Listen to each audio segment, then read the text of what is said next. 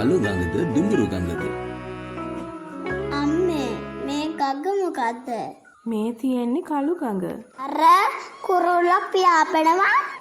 අම්මේ වතුර ගොඩක්ම තියෙන ගඟ මොකද්ද? කළු ගඟ. ඒක කළු ගඟට මේ දුඹුරු ගඟ. ඇයි එහෙම කියන්නේ?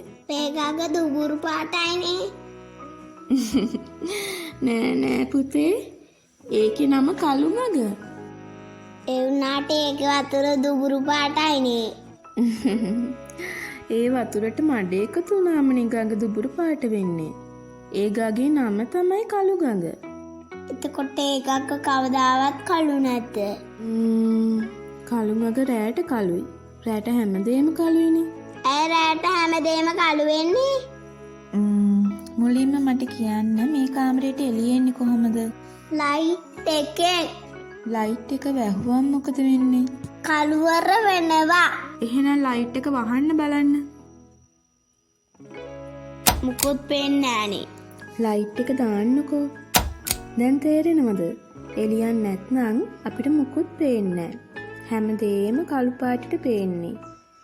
ඉතින් රැට කළු ගඟ කළු පාටයි. රැට එළියක් නැත්නම් හැමදේම කළු පාටයි. හැම ගඟක්ම කළු පාටයි.